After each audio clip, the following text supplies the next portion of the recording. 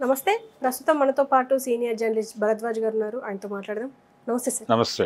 Sir, CPI Narayana గారు ఒక మాట అన్నారు. ఏంటంటే రోజాను భరించే శక్తి నగరికి లేదు, అంటే నగరి నియోజకవర్గానికి లేదు అని చెప్పేసి ఒక మాట అన్నారు.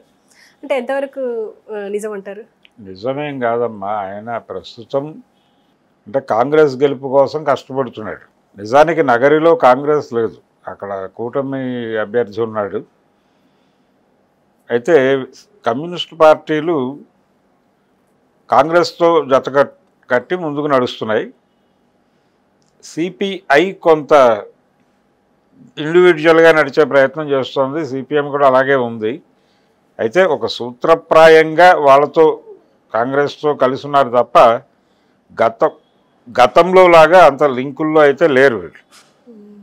దాంతో సిపిఐ నారాయణ గారు కొంచెం చొరవ తీసుకుని ఒకరోజు జగన్కి అనుకూలంగా, ఒకరోజు కూటమికి అనుకూలంగా మాట్లాడుతూ తన ప్రయాణం కొనసాగిస్తున్నాడు. ఆయన చిత్తూరు జిల్లాకి సంబంధించినటువంటి వ్యవహారాలు ఆయనకు స్పష్టంగా తెలుసు. ఆ జిల్లాతో చాలా సంబంధాలు ఉన్నాయి ఆయనకి. తిరుపతి కేంద్రంగా చాలా రాజకీయం నడిపాడు ఆయన, చాలా పోరాటాలు చేశాడు అక్కడ. అలాగే వెంకటేశ్వర యూనివర్సిటీ క్యాంపస్తో ఏఐఎస్ఎఫ్కి ఉన్నటువంటి సంబంధాలు, ఆ నేపథ్యంలో కూడా ఆయనకు సంబంధాలు ఉన్నాయి అక్కడ. అందుకని నగరి నియోజకవర్గం అంటే రోజాని టార్గెట్ చేస్తూ ఆవిడ అవినీతి చేసింది, విపరీతమైన అవినీతి చేసింది. దాదాపు అంటే జనరల్గా ఎవరైనా ఆస్తిపరుడు అని చెప్పడానికి ఒక యూసేజ్ వాడతారు ఆ జిల్లాల్లో. అదేంటంటే జిల్లాని 3 సార్లు కొని అమ్ముతారు తెలుసా, అలా అంత డబ్బులు ఉన్నాయని. అంత సంపాదించింది రోజా అన్నాడు ఈయన. రాజకీయాల్లో అవినీతి చేసి ఒక జిల్లాని 3 సార్లు కొని అమ్మే లెవెల్ డబ్బులు సంపాదించింది అని చెబుతూ ఆయన జోడింపుగా ఇంకొక మాట చెప్పాడు. ఇప్పటికైనా ఆవిడ ఆట కట్టించకపోతే ఇబ్బంది పడతారు అని చెప్పి ఆయన మాట్లాడాడు. నిజానికి ఆయనకు తెలియని విషయం ఏంటంటే రాజకీయాల్లో ప్రతి ఒక్కరూ రాజకీయమే వ్యాపారంగా మారిపోయి నడుస్తున్నటువంటి రోజులు ఇవి. కాబట్టి ఈవిడ సంపాదించింది ఇంకొకరు సంపాదించలేదు అనడానికి ఏం లేదు. అవినీతి అనేది ఇష్యూగానే జనం చూడట్లేదు. సిపిఐ నారాయణ గారు ఇంకా పాత కళ్ళ జోడుతోనే చూస్తున్నాడు ప్రపంచాన్ని.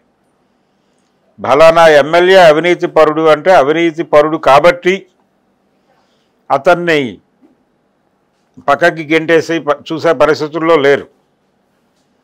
ఈ మధ్య కాలంలోనే ప్రభుత్వ అవినీతిని ఎండగట్టాను అని చెప్పుకున్నటువంటి ఒక నాయకుడు మీడియా ముందుకు వచ్చి, తిన్నవాళ్ళు తింటేనే మంచిదండి, వాళ్ళు తినటం తెలిసినట్టుగా పెట్టడం తెలుస్తుంది అని జనాలు అనుకుంటున్నారు. అందుకనే గత ఎన్నికల్లో తెలుగుదేశాన్ని ఓడించి, ఏపీలో తెలుగుదేశాన్ని ఓడించి జగన్కి అధికారం ఇచ్చారు. ఆయన అంత తినేశాడు అంటే 1,00,000 కోట్ల అవినీతి చేశాడని వీళ్ళు ప్రచారం చేశారు. దానికి సంబంధించి ఆల్రెడీ ఆయన మీద కేసులు ఉన్నాయి కోర్టులో.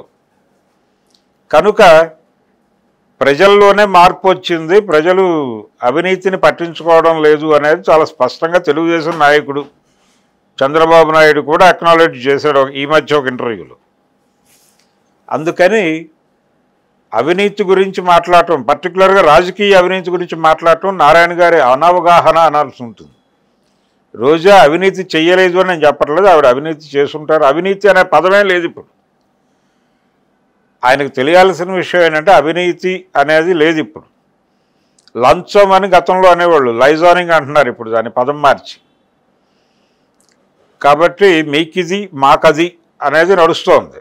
మీకు ఒక సహాయం చేసినందుకు మీరు మాకేం చేసి పెడతారు అనేదే ప్రధానం.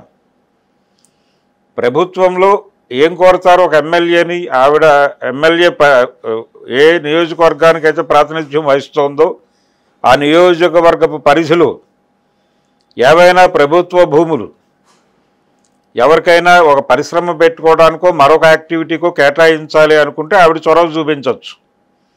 ఆవిడ చొరవ చూపించి తత్సంబంధమైనటువంటి డిపార్ట్మెంట్ వాళ్ళని ఒప్పిస్తే ఈ కేటాయింపు ఈజీగా జరుగుతుంది. కేటాయించడానికి సంబంధించిన చట్ట సవరణలన్నీ అయిపోయి ఉన్నాయి. ఆ కేటాయింపులు జరిపితే ఈ స్థలం వాళ్ళకి వెళ్ళినందుకు గాను వాళ్ళు ఇంకెక్కడో ఈవిడికి ఇంకొక స్థలం కొని పెడతారు. ఈ డీల్ సెట్ చేసినందుకు గాను. ఇది ఒక 1300 కోట్ల డీల్ అయితే అందులో 10% వారికి ఎక్కడో చోట ఇంకో ప్రాపర్టీ వాళ్ళు చూసి పెడతారు. ఇదే జరుగుతోంది ప్రపంచవ్యాప్తంగా, ఇంక్లూడింగ్ అంటే కమ్యూనిస్ట్ పార్టీల నుంచి ఎవరైనా ఈ సహాయం చేసినా వారికి ఈ బెనిఫిట్ దక్కుతోంది. అలా బెనిఫిట్ పొందినటువంటి కమ్యూనిస్ట్ పార్టీ నాయకులు కూడా ఉన్నారు, జాబితా ఉంది. కాబట్టి రాజకీయ అవినీతికి ముసుగేసి ఏదో ఒక వ్యక్తిని మాత్రమే అవినీతిగా చూపించడం అనేది కమ్యూనిస్ట్ పార్టీ పద్ధతి కాదు. రాజకీయాలు మొత్తంగా అవినీతిమయం అయి ఉన్నాయి. ఒకవేళ ఈయన కూటమికి గెలుపు సాధించి పెడదామనే ఉత్సాహంతో రోజా మీద దాడి చేసి ఉంటే ఆ కూటమిలో ఉన్నటువంటి 3 భాగస్వామ్య పార్టీలు భారతీయ జనతా పార్టీ, తెలుగుదేశం, జనసేన, ఆ 3 పార్టీలకి అవినీతి మకిలి పట్టి ఉంది అనే విషయం ఈయన తెలుసుకోవాలి. ఎందుకంటే చంద్రబాబు నాయుడు గారు హైటెక్ పేరుతో మనీ స్పిన్ చేసి గతంలో చాలా వెనకేశాడు అనేది అందరికీ తెలిసిన విషయమే. ఆయన 1995లో అధికారంలోకి వచ్చిందే అవినీతి ద్వారా. మార్కెట్ శక్తులు డబ్బులు పంపు చేసి ఆయన్ని ముఖ్యమంత్రిని చేసినాయి. ఈ విషయం నారాయణ గారికి స్పష్టంగా తెలుసు. పెట్టుబడి అంటే పర్టికులర్గా పెట్టుబడి అని కూడా అనలేం, కానీ వ్యాపారం, కార్పొరేట్ శక్తులు పుట్టించినటువంటి ముఖ్యమంత్రి చంద్రబాబు నాయుడు. ఆయనకి చాలా సందర్భాల్లో భుజం కాశారు. రాఘవులు గారు ఒకవైపు, నారాయణ గారు ఒకవైపు ఆయన్ని మోసిన రోజులు ఉన్నాయి చంద్రబాబు గారిని. రామారావు గారికి వెన్నుపోటు పొడిచినప్పుడు కూడా వీళ్ళు చంద్రబాబు వైపే నిలబడ్డారు చాలా స్పష్టంగా, సిపిఐ అండ్ సిపిఎం. కాబట్టి ఈ పార్టీలు మాట్లాడేదానికి ఆంధ్రప్రదేశ్ ప్రజలు కానీ ఎవరు కానీ విలువనిస్తారు అని నేనైతే అనుకోవడం లేదు. నారాయణ గారు కమ్యూనిస్టుగా మాట్లాడటం మానేసి చాలా కాలమైంది.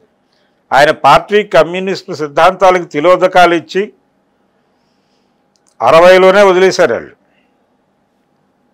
ఎప్పుడైతే తెలంగాణ సాయుధ రైతాంగ పోరాటాన్ని విరమించారో ఆ రోజునే కమ్యూనిస్టు పార్టీ తన సిద్ధాంతానికి తిలోదకాలు ఇచ్చింది. చాలా స్పష్టంగా కేజీ సత్యమూర్తి గారు అన్నట్టు మార్క్సిజం గుండెకాయ అయినటువంటి సాయుధ పోరాట ఎజెండాను ఎప్పుడైతే మీరు తీసేశారో అప్పుడే మీరు చచ్చిపోయారు అన్నాడు ఆయన.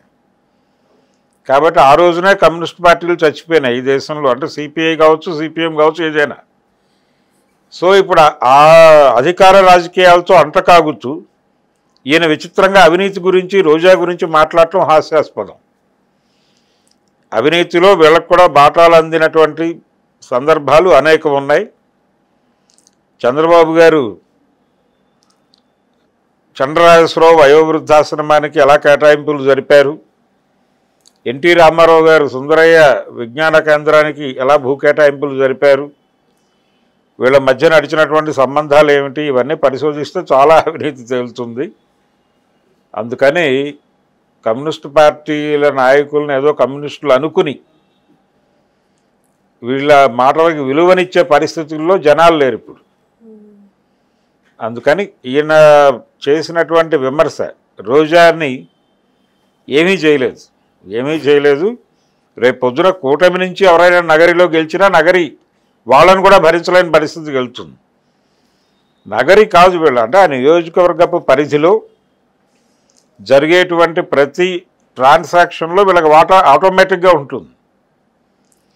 అది తెలుగుదేశం అయినా ఉంటుంది, కాంగ్రెస్ అయినా ఉంటుంది, వైఎస్ఆర్ సిపి అయినా ఉంటుంది, కమ్యూనిస్ట్ పార్టీ నుంచి సిపిఐ నుంచి ఎవరైనా గెలిచినా ఉంటుంది, సిపిఎం నుంచి గెలిచినా ఉంటుంది.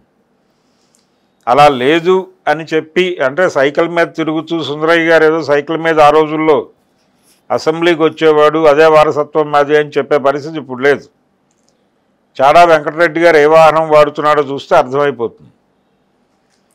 అలాగే రాఘవులు గారు చాలా సందర్భాల్లో 2 వీలర్ మీద దర్శనమిస్తూ ఉంటాడు, కానీ కొన్ని కీలక సమావేశాలకు వెళ్ళేటప్పుడు ఆయన వెళ్ళే వాహనాలు మారుతాయి. కాబట్టి ప్రజలకు స్పష్టంగా ఇవన్నీ తెలుసు, వాళ్ళేమో అమాయకులు కాదు. నారాయణ గారు రోజా గురించి చేసిన ప్రకటన పట్టించుకునే పరిస్థితుల్లో నగరి ఓటర్లు లేరు, ఆంధ్రప్రదేశ్ ఓటర్ అంతకంటే లేడు. Okay sir, thank you. Thank you.